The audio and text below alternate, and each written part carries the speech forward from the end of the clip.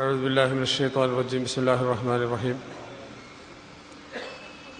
الحمد لله رب العالمين. اللهم صل وسلم على رسولك سيدنا محمد وعلى آل سيدنا മുസ്തഫ മൗലാന മുഹമ്മദ്.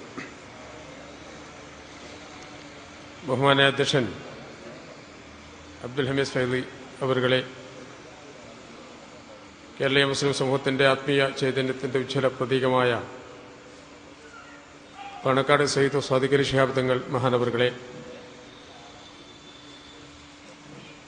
സ്റ്റേജിൽ ഉള്ള മഹാന്മാരായ സാദാത്തുക്കളെ, നേതാക്കന്മാരെ, ആലിമീങ്ങളെ, ഞാനിവിടെ വളരെ അനിവാര്യമായി എൻ്റെ സഹപ്രവർത്തകന്മാർ നിർബന്ധിച്ചതുകൊണ്ട് വന്നതാണ്. നമ്മുടെ ഈ തെരഞ്ഞെടുപ്പ് അത് സത്യത്തിൽ തിരഞ്ഞെടുപ്പ് കഴിഞ്ഞപ്പോൾ നമുക്ക് മനസ്സിലായി അതൊരു സുനാമി ആയിരുന്നു. ഒരുപാട് വ്യക്തികളും പ്രസ്ഥാനങ്ങളും അതിൽ ഒഴുകിപ്പോയിട്ടുണ്ട്. ചില ചണ്ടി പണ്ടാരങ്ങളും. അതിൽ നിന്ന് കാന്തപുരമുണ്ട്, നാസർ മദനിയുണ്ട്, രണ്ടാം സമസ്തയും ഒഴുകിപ്പോയി, മൂന്നാം മുന്നണിയും ഒഴുകിപ്പോയി. അത് രണ്ടും ഈ രാജ്യത്ത് ആവശ്യമില്ല എന്നാണ് ജനങ്ങളുടെ സന്ദേശം. രണ്ടുപേരും ഇടങ്ങേറാണ്, അനാവശ്യമായി ഉണ്ടാക്കിയ പ്രസ്ഥാനമാണ്, ആവശ്യമില്ലാത്ത ഉണ്ടാക്കിയ പ്രസ്ഥാനം. ഇനി ഒരു ചാൻസ് ഉള്ളത് ഈ മൂന്നാം മുന്നണിയുടെ തകർച്ചയുടെ വെളിച്ചത്തിൽ കാന്തപുരത്തിനും പിണറായിക്കും കൂടി ഒരു മുന്നണി ഉണ്ടാക്കാം, അല്ലേ? സമസ്തക്കുള്ള ഇടതുപക്ഷ ഏകോപന ജമിയത്തുൽ മാലിമി അല്ലെങ്കിൽ ഉലമ എന്നൊരു ചാൻസ് ഉണ്ട്. കാന്തപുരത്തിനെ പോളിറ്റ് ബ്യൂറോയിലും എടുക്കാം, പിണറായിയെ മുഷാവറയിലും എടുക്കാം. കാന്തപുരത്തിന് പോളിറ്റ് ബ്യൂറോയിൽ എടുക്കാമെന്ന് ഞാൻ പറയുന്നത് തമാശയല്ല. ഈയിടെ മന്ത്രി സുധാകരൻ പ്രസംഗിച്ചത്, യേശു ക്രിസ്തു ഇപ്പോൾ ഉണ്ടെങ്കിൽ അദ്ദേഹത്തെ ഞങ്ങൾ പോളിറ്റ് ബ്യൂറോ മെമ്പറാക്കും. എന്നാലും ജനറൽ സെക്രട്ടറി ആക്കൂല കേട്ടോ, പോളിറ്റ് ബ്യൂറോ മെമ്പറാക്കും. അപ്പൊ ഇനി കാന്തപുരത്തിന്റെ പാർട്ടിക്ക് അത് മാത്രമേ രക്ഷയുള്ളൂ. കാന്തപുരത്തിന്റെ പ്രസ്ഥാനം എന്തിനു വേണ്ടിയാണോ ഉണ്ടാക്കിയത് ആ ലക്ഷ്യങ്ങളെല്ലാം ഇതിനു മുമ്പ് തന്നെ തകർന്നടിച്ചിട്ടുണ്ട്, ഒന്നും ബാക്കിയില്ല.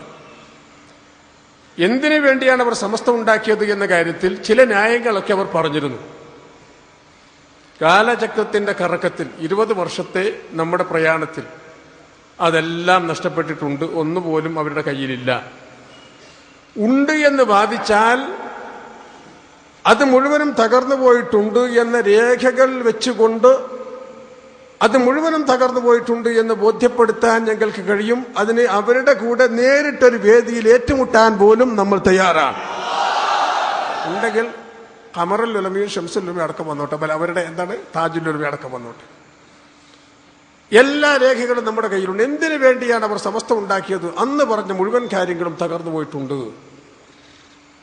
ആ പഴയ രേഖകളൊന്നും ഞാൻ നശിപ്പിച്ചിട്ടില്ല, ആവശ്യമുള്ള സമയത്ത് എടുക്കാൻ ഒക്കെ സ്റ്റോക്ക് ചെയ്തിട്ടുണ്ട്. പിന്നെ ആകെ ഉള്ളത് ലീഗിനെ നശിപ്പിക്കുക എന്ന ഒരു മിനിമം പരിപാടി മാത്രമാണ് ബാക്കിയുള്ളത്. ഈ തെരഞ്ഞെടുപ്പോടുകൂടി അതും അസ്തമിച്ച് കഴിഞ്ഞിരിക്കുന്നു. അതുകൊണ്ട് പിരിച്ചുവിടാൻ സമയമായിരിക്കുന്നു. കാന്തപുരത്തിന്റെ ആളുകൾക്ക് പിരിച്ചുവിടാൻ സമയമായിരിക്കുന്നു. ഈ തെരഞ്ഞെടുപ്പിന്റെ സന്ദേശം ഉൾക്കൊള്ളാൻ കഴിയാത്തവർ പണ്ഡിതന്മാരാണ്. പണ്ഡിതന്മാർ പെട്ട മനുഷ്യരാണ്. മനുഷ്യരെ പറ്റി അള്ളാഹു പറയുന്നതാണ്, ബുദ്ധിയുള്ളവർ ചിന്തിക്കാൻ ബാധ്യസ്ഥരാണ്. ബുദ്ധി അള്ളാഹു കൊടുത്ത് ചിന്തിക്കാനാണ്. ഈ തെരഞ്ഞെടുപ്പിന്റെ സന്ദേശം എന്താണ്? ഈ തെരഞ്ഞെടുപ്പിന്റെ സന്ദേശം മഹാനായ തങ്ങളുടെ ഉദ്ഘാടന പ്രസംഗത്തിൽ വളരെ ഷോർട്ടായി ഇവിടെ പറഞ്ഞല്ലോ, വളരെ ഉന്നതമാണ് ഈ തെരഞ്ഞെടുപ്പിന്റെ സന്ദേശം. ഈ തെരഞ്ഞെടുപ്പിൽ നമുക്കുണ്ടായ വിധി ഓരോ ഭാരതീയനും ഇന്ത്യയുടെ ഭാവിയിൽ അഭിമാനം കൊള്ളാൻ മാത്രം ഉതകുന്നതാണ് റിസൾട്ട്. എന്താണ് ഇന്ത്യയുടെ ഭാവി? സ്വതന്ത്ര ഭാരതം ഉണ്ടായ ദിവസം തന്നെ രാജ്യം രണ്ടായി പിളർന്നുവല്ലോ. പാകിസ്ഥാൻ, പിന്നെ ഇന്ത്യ. മുസ്ലിമീങ്ങൾക്ക് പാകിസ്ഥാൻ കൊടുത്തു, ഹിന്ദുക്കൾക്ക് ഇന്ത്യയും. അങ്ങനെ തന്നെയാണ് ഭാഗിച്ചത്. പാകിസ്ഥാനിലേക്ക് പോകുന്ന മുസ്ലിമീങ്ങൾക്ക് ഇവിടുന്ന് അങ്ങോട്ട് പോകാം, അവിടെയുള്ള ഹിന്ദുക്കൾക്ക് ഇങ്ങോട്ടും വരാം എന്ന് അന്നൊരു തീരുമാനമുണ്ടായി, ധാരണയുണ്ടായി. ജിന്നാ സാഹിബ് അടക്കം ഇവിടുന്ന് അങ്ങോട്ട് പോയ കൂട്ടത്തിലാണ്. അഡ്വാനിയൊക്കെ അവിടുന്ന് ഇങ്ങോട്ട് വന്ന കൂട്ടത്തിലാണ്. ആ ഇടങ്ങേറിഞ്ഞ് വരാണ്ടായിരുന്നു ആ മുസീബത്ത്, അവിടെ തന്നെ നിന്നാ മതിയായിരുന്നു. അതിവിടെ വന്നു. ആ ഇന്ത്യയിൽ പാകിസ്ഥാനിൽ മുസ്ലിം രാഷ്ട്രമായി പ്രഖ്യാപിച്ചു. ഇന്ത്യയെ ഹിന്ദു രാഷ്ട്രമായി പ്രഖ്യാപിക്കണമെന്ന് അന്ന് തന്നെ വർഗീയവാദികൾ വാദിച്ചു. പക്ഷെ രാഷ്ട്രത്തിന്റെ ശില്പികൾ ഇന്ത്യൻ നാഷണൽ കോൺഗ്രസിന്റെ നേതൃത്വത്തിൽ ആ വാദത്തെ വലിച്ചെറിഞ്ഞു. മഹാത്മാഗാന്ധിജി അടക്കമുള്ള ദേശീയ നേതാക്കന്മാർ ഇന്ത്യയെ ഒരു മതേതര ജനാധിപത്യ രാജ്യമാക്കി. ആ ഇന്ത്യ ഇന്ന് ലോകത്തുള്ള ഏറ്റവും വലിയ ജനാധിപത്യ മതേതര രാജ്യമാണ്. ലോകത്തിന് മാതൃകയാണ്. നമ്മുടെ ഭരണഘടനയടക്കം ലോകത്തിന് മാതൃകയാണ്. എന്താണ് ഇന്ത്യ? ലോകം വിസ്മയത്തോടെയാണ് ഇന്ത്യയെ നോക്കിക്കാണുന്നത്. എല്ലാ ജാതിയും മതങ്ങളും സംസ്കാരങ്ങളും ഒന്നിച്ചു കൊണ്ടുപോകുന്ന അതിമനോഹരമായ